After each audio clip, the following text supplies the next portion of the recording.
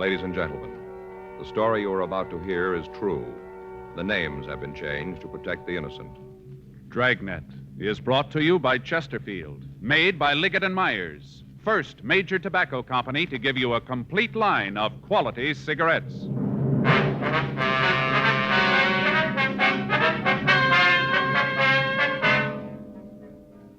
You're a detective sergeant. You're assigned to burglary detail. In the past 2 months, a thief has broken into 18 markets. There's no lead to his whereabouts, no clue to his identity. Your job? Get him. Friends, stage and screen star Paul Douglas is featured on the Chesterfield Poster of the Month that's up all over town. Here's what Paul Douglas says about Chesterfields. Quote, "I've been smoking Chesterfield for 22 years. They're best for me. If you try them, you'll find they're best for you." Unquote. You know why Chesterfields are best for you? Because they're low in nicotine, highest in quality. And, of course, Chesterfields are really mild, really satisfying. Try them yourself today. Smoke America's most popular two-way cigarette, Chesterfield. Regular and king size. Best for you.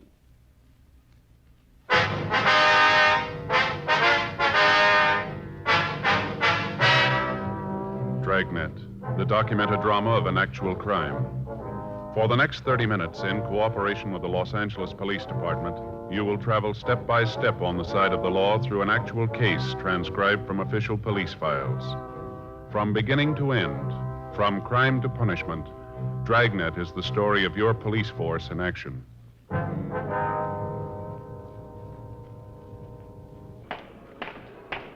It was Monday, December 14th. It was cold in Los Angeles. We were working the day watch out of burglary detail. My partner's Frank Smith. The boss is Captain Bernard. My name's Friday. We were on our way out of the office, and it was 8:05 a.m. when we got to Georgia Street Juvenile Bureau. Sergeant Lindsay Simmons' office. Yeah? Well, did you give it to him? Uh-huh. Yeah. What'd he say? Yeah. When'd he come back? Uh-huh. Well, did he have it for you? Yeah. Well, that'll teach you not to go that route anymore. All right, Patrick, tell the sergeant to call me when he gets back. Right.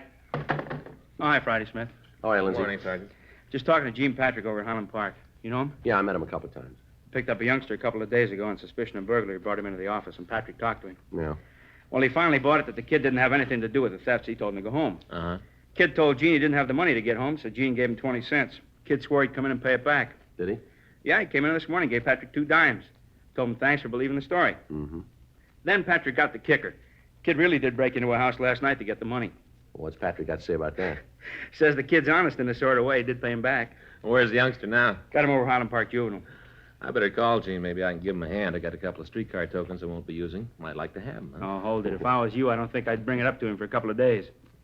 Well, what can I do for you two? Well, Lindsay, we've been working on a string of burglaries. You maybe got the word on them. I don't think so. What's the story? Bunch of store burglaries. Papers that tagged them, the milk bottle jobs. Oh, yeah. Seems Hartgrove was telling me something about him the other day. Where do we come in? Well, the way the jobs look, we've been thinking that maybe they belong in your department instead of ours. How you figure that? First off, the milk thing. What do you mean? Every job he's pulled, we found an empty milk bottle on the counter. Okay, what's that prove? Well, milk and kids go together. Sure, so do milk and ulcers. Maybe a thief's got the bull horrors when he gets into the store. No, Lindsay, there's another thing. The way he prowls the places. All he takes is petty cash. Just a couple of bucks outside. Candy, cigarettes, nothing big. Some of the places he's gone into, you could open the safe with a pocket knife, and he hasn't even made a move toward him. Maybe he's a kleptomaniac. Got a lot of them on the books. Maybe that's the way he gets his kicks. Oh, it's a nice try, Lindsay. If you know anybody that can climb through a 14 by 10-inch hole, you trot him up and we'll talk to him. Okay, I haven't got the names on my desk, but you take a trip to Santa Anita, you'll meet a lot of them. Jockeys. You guys know we'll go along with you on this thing, anything we can do, but until we're sure that there's a juvenile involved, there's nothing we can do. Anything turns up, we'll be sure to turn it over to you. Now, look, we're not trying to palm this thing off on you, Lindsay. We've had the stats office make so many runs on small adults that the cards are wearing out. It just seems that none of the leads we've been chasing come out anywhere. We figured that maybe you could come up with some answers for us. Well, it's a new one on me, Joe, this milk bet. I've heard of a couple of thieves that went for it, but I can't name you a juvenile offhand. I'll pass the word around the day watch, see what they can come up with. I'll leave a note for Hartgrove. He can pass it on the night watch. Well, appreciate anything you can do. No trouble. Been running you ragged on this, huh? It's pretty rough. It's just that we can't seem to be able to come up with anything that adds. Yeah. Oh, excuse me. Yeah. Georgia Street Juvenile, Sergeant Simmons. Yeah. Yeah, they're here. Which one? Okay, hang on. For you, Joe, your office. Thank you. Friday talking. Yeah. Right away. What's the address? Yeah. No, I got it. We'll leave right away. Who? Yeah, call him. Thanks. Well, come on, let's go. The milk bottle kid, he hit again. The call had come from Lieutenant Ginder in burglary. He told us that he'd just gotten a call from a storekeeper named Monty Darabertis. The man had called to report a burglary at his store at the corner of Jackson and Broadway Streets. Lieutenant Ginder told us that the crime lab had been notified and had dispatched a crew to investigate the premises for physical evidence. Frank and I left Georgia Street Juvenile, and we drove over to Figueroa. Then we turned over onto Broadway. The store that had been broken into was a small Italian delicatessen on the southeast corner. By the time we got there, the crime lab crew had already arrived and was winding up their investigation. We walked into the place, and we met with Ray Pinker. Hi, Joe. Frank. Ray? Hi, Ray. How's it going? Usual thing. Bottle of milk on the counter. You want to check it over? Yeah. Come on back here. Thief made his entrance back here at the rear of the store. There it is. Broke out the window pane. Yeah, not very big, huh? It measures 9.5 by 12 3/4. No alarm on the window, huh? Yeah, you can see the wires here. Take a look. Oh, yeah. How come the alarm didn't go off? I talked to the owner. He said he's had trouble with the alarm system the last couple of weeks. Called the company and asked them to fix it. Mm-hmm. He thought it was okay. Guess there's something wrong someplace. Didn't work last night. What kind of alarm was it, Ray? Outside on the building. You know the kind. Yeah. What did he take this time, Ray? Usual run of stuff. According to the owner, there are about 4 cartons of cigarettes missing, several boxes of candy. Can't be absolutely sure. Says he's got to check his stock. Be better if you talk to him on that. Yeah, we will. We'll catch him later. Want to wait a minute? I'll check and see how the boys are doing on the prints. Have them check the counter and the milk bottle. Fine, thanks, Ray. Be right back. Right. Well, I wonder when we're going to blow the whistle on this guy. I don't know. Can't do it fast enough for me. Well, I'm with you. Hey, Joe. Look at this. You know, I'd like to get a couple of those before we leave. What are you talking about? Salami, Joe. Those right there. The hard Italian kind. See, right there? Yeah. I remember last summer I was up in San Francisco. Yeah, I remember. Went up there to pick up a prisoner. Remember you were collecting days off? Yeah, I recall. I had 100 of them coming. Yeah. Pretty funny. Anyway, I met Dan Shelley up there. You mean the Irish tenor? Yeah, he and I went down to Cookie's bar for lunch. Cookie had some of this salami. Sliced it like paper. You could almost read through it. Oh, that's the way it's supposed to be. I know, Joe. Anyway, Cookie sliced up a bunch of it, served it with cold cracked crab. Boy, I never tasted anything so good in my life. Yeah, don't you ever read the newspaper through sliced salami? Yeah? No, I never have. Have you? All the time. Just the funnies. Well, anyway, Faye's tried to find them for me. Salami like this. Brought home all kind of things, but she's never found the right kind. You know, they'd be hard enough to pound tacks with them. She got them home. Boy, never forget old Cookie and that spread. Well, if you can get your mind off food for a minute, and I know that'll be tough, let's get on with this thing, shall we? Yeah. Sure got to buy some of these before we leave. Just like Cookie had. Yeah. Just finished with powder, Joe. Yeah. Nothing. Whoever it was drank the milk. He took the bottle out of the refrigeration compartment. Bottle sweated, and there isn't a print on it we can lift. Oh, that's too bad. None of them any place, huh? No, we've gone over the place from top to bottom. If they're there, we can't find them. Well, that's not much help, is it? Came up with one thing. Maybe you can make something out of it. What's that? Outside the window in the back parking lot. Came up with an open package of cigarettes. Don't know if it belonged to the thief. Anything on it? No. Fog last night ruined any prints that were on it. Boys have got it if you want it. Yeah. Well, we take a look at it. Looks like everything's against us, huh? Another blank. Don't envy you guys trying to break this one. Most of the time there's a leak someplace. Somewhere along the line, the guy's going to make a mistake and not cover something. Yeah, we've been saying that for weeks. This is either the smartest thief I've ever seen or the luckiest. What's this make for him? Number 19. A lot of chances to take for nothing. He's not getting anything out of the jobs. Maybe he isn't, but we are. What? Headaches.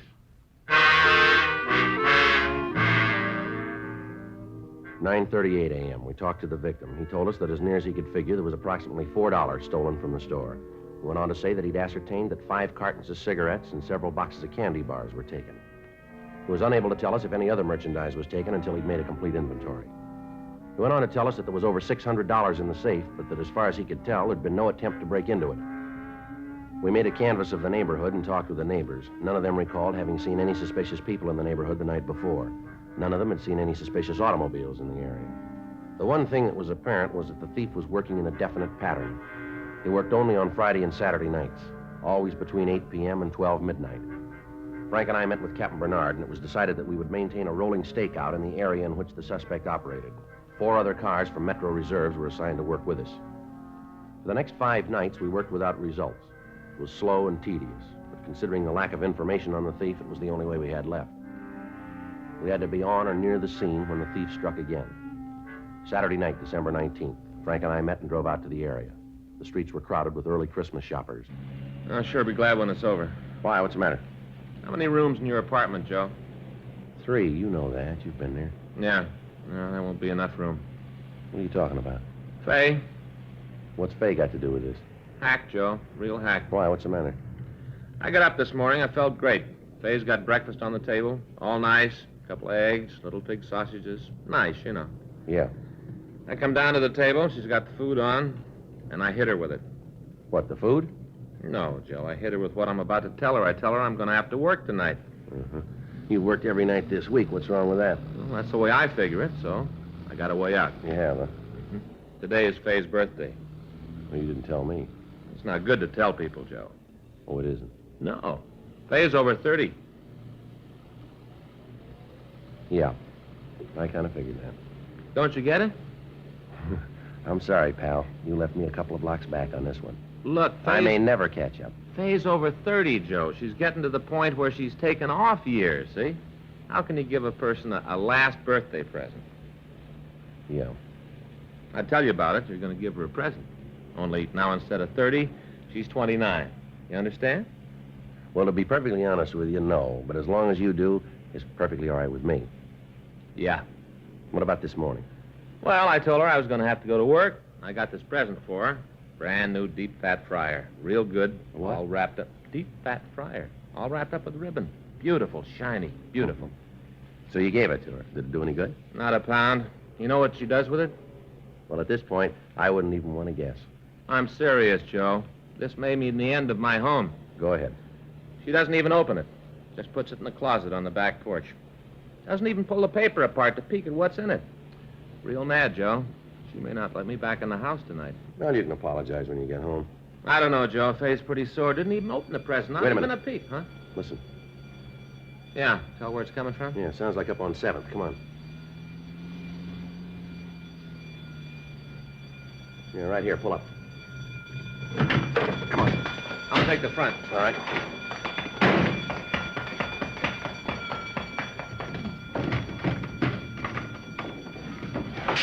Hey, hold it up there. Police officer, stop or I'll shoot. Frank, he's coming around your way. Okay.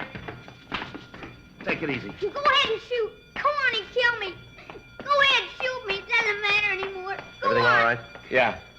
Just a kid, Joe. Yeah, see. What are you doing in the store, son? What do you think I'm doing? He asked you a question, son. Pretty stupid. What do you think I was doing? How many stores you broken into, son? Figure it out for yourself. Look, what do you got a chip on your shoulder You're for? big guys. Don't give me a lot of conversation. Do what you want to do. All right, boy, you called it. Come on.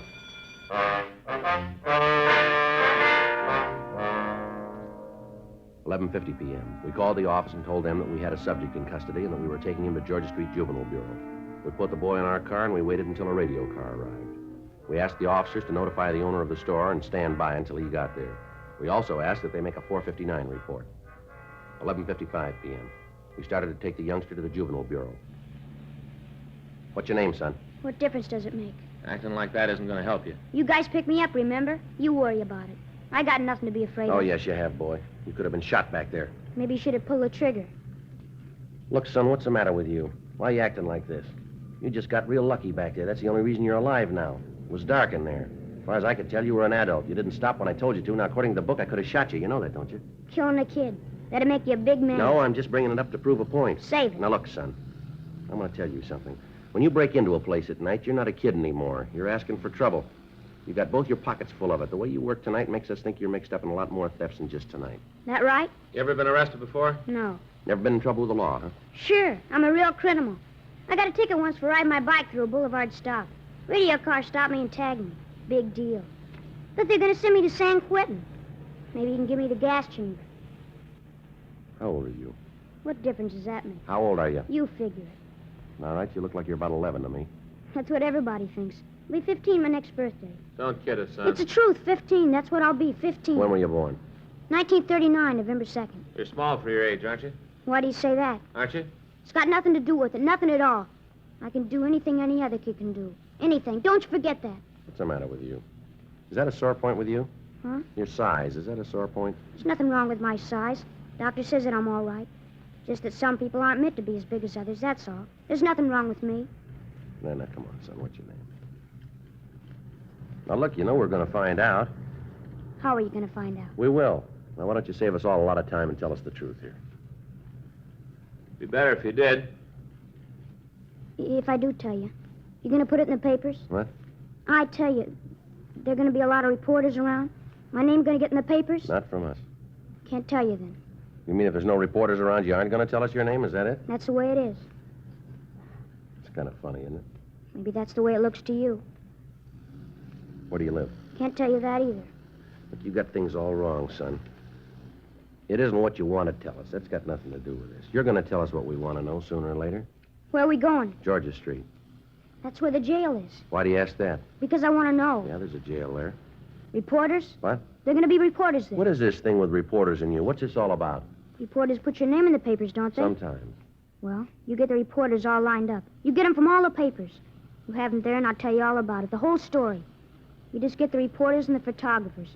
Be sure about them, because I want some pictures, too. Well, look, let me get this straight. What? You say you aren't going to give us any information without the press being there. Is that right? That's the way it's going to be. Well, you got it wrong, boy. What? Doesn't make any difference who's there. You're going to come around. Yeah. We'll find out.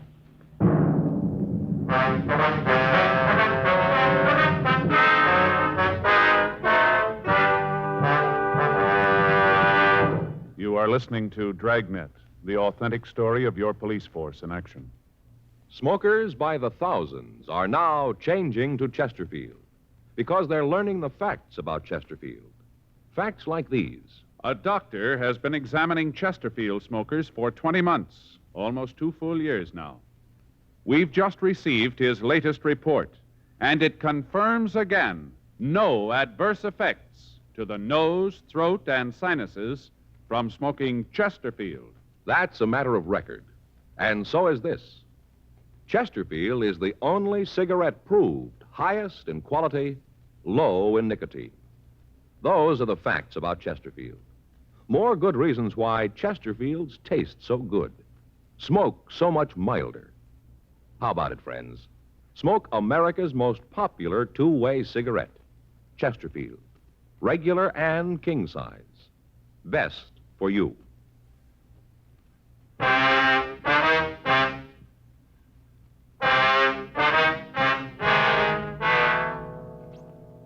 $12:10 a.m. We got to Georgia Street Juvenile Bureau. Frank pulled the car into the side alley, and we took the subject out of the back seat.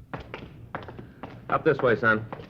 It's a seedy-looking place. Yeah, well, it's been here a long time. Looks like a set out of a picture. Don't you worry about it, huh? You want to take him down the hall, Frank? I'll check with Hargrove. Yeah, come on, boy. Hi, Friday. Working kind of late, aren't you? Yeah, we are. I got the note from Simmons on the milk burglaries. Checked around the night watch. Nothing on it, so I didn't call you. I don't think you have to worry about it. I think we got the answer. Yeah? We just picked up a kid. We got him dead to rights in the market. Open bottle of milk right next to the cash register. Where is he now? Frank's got him down the hall. You think he's your boy? Yeah, looks like it. Everything adds up. The entrance, what he tried to take, the milk. All along seems to fit. You got that kind of a case. What are you worrying about? Just two things. Yeah? Who he is and why he did it. He won't tell you? No. He's got some big thing working about the press. Says he won't give us anything without reporters being there. Makes it rough, Joe. You know the policy. Yeah, I do. He won't let us help him. If he wants publicity, take me down. Introduce me as a reporter. Well, that might do it. Won't do any harm to try. Let's go. Go ahead. Thanks. Who am I going to be? Well, tell him you're Sid Hughes from the Mirror, huh? Yeah, might as well be one of the good ones.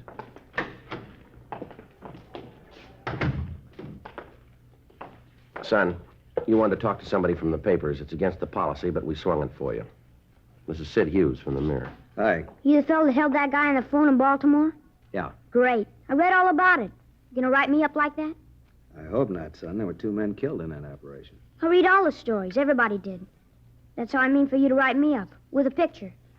What makes you think you got it coming? You break into one store and try to steal a couple of cartons of cigarettes. That doesn't make the first page. One store? I got into 19 of them. 19 before they caught me. That's important, isn't it? That's a story. I don't know. Might be. A couple of things we better get straightened out here. First off, what's your name? Better get your notebook out. Be able to take all this down. Don't worry about it, son. You just answer the questions. I'll get it. Yeah. Okay. My name's Elroy Graham.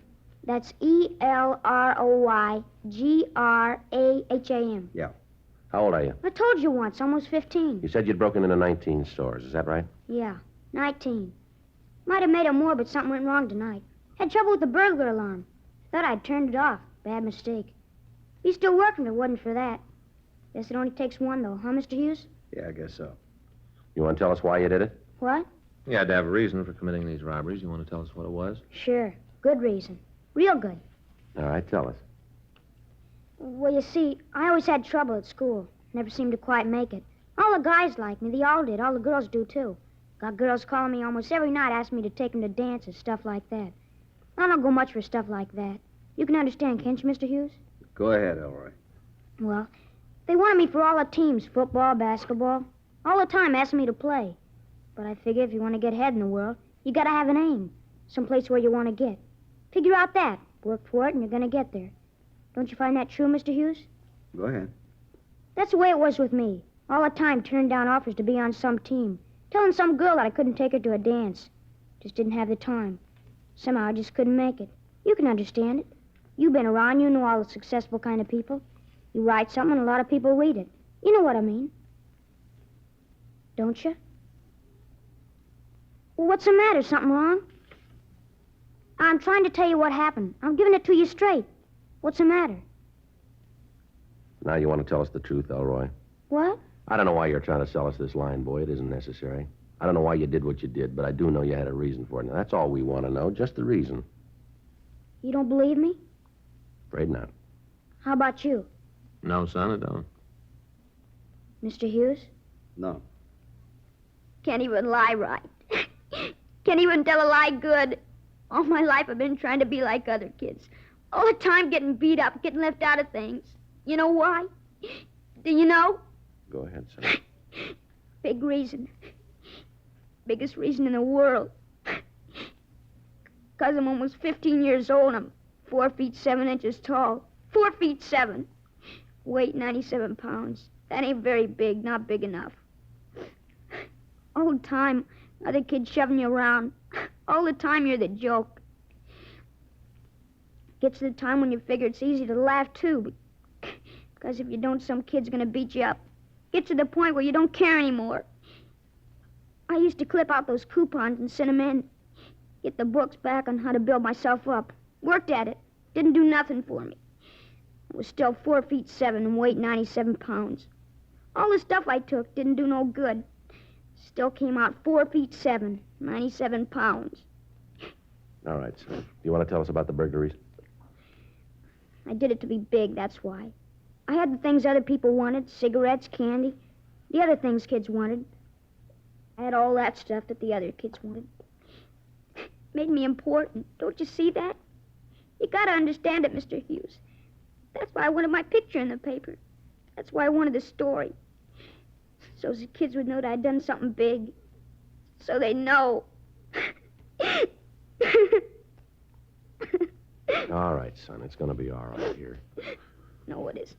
Like everything else I tried to do, I loused it up. I didn't mean to steal, but it was the only thing to do.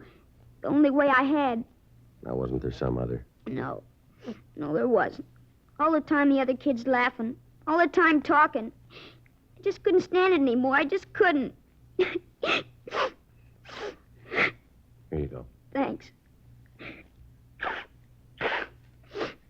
You can understand it, can't you? It makes sense. What's that, son? Wasn't so much the kids saying I was little. Yeah. But I didn't want them to think I was small.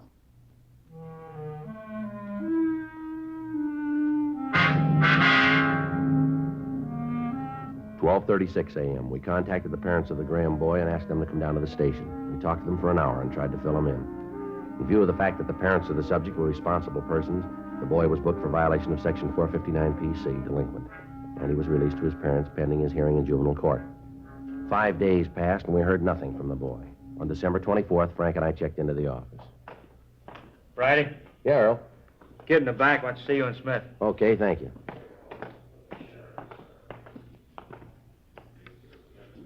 Hi, Mr. Friday. Well, hello, Elroy. What can we do for you? Well, I guess you think it's kind of funny. What's that? I want to tell you that I sure think it's good what you did for me. Helped me with that burglary thing the other night. Well, it isn't over yet, son. The court still has to make a decision on it. Yeah. But what you did to make me feel better. As far as I'm concerned, whatever the judge decides, I'll go along with it. I had a long talk with my folks. So we got it all talked out. All the way talked out. Well, that's good, son. We're glad of it, son. Maybe you guys won't like it. I mean, me knowing you such a short time and all. But I wanted to bring you these. Merry Christmas. Well, that's awful nice of you, Elroy, but it isn't necessary. I want to give them to you anyway. For what you did for me. Well, that's mighty nice of you, Elroy. Sure appreciate it. A couple of packages of cigarettes. Hope they're the kind you smoke. Yeah, son, they'll be fine. Thanks, son. Well, see you guys around, huh? Yeah, sure, son. Just one more thing, Sergeant. Yeah, son? Just thought you'd like to know. Yeah, what's that? I didn't steal those.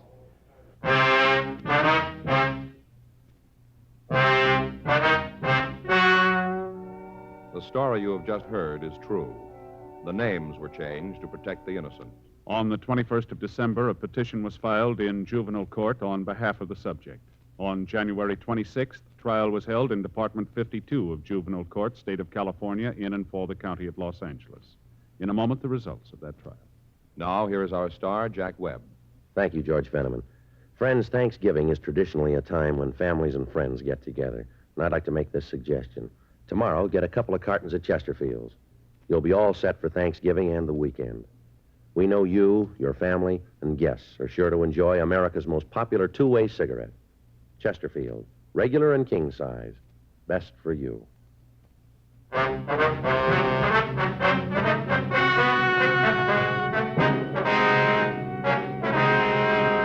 Elroy Merton Graham appeared before the juvenile court where he admitted the alleged burglaries. At this time, under the counsel of the judge of the juvenile court, the subject was placed under the care of the probation department for a period of 3 years, with the provision that his parents take him to a competent psychiatrist. Ladies and gentlemen, don't forget your letter carrier when he makes a special trip to call on you for muscular dystrophy. Reach in your pocket. Give for muscular dystrophy.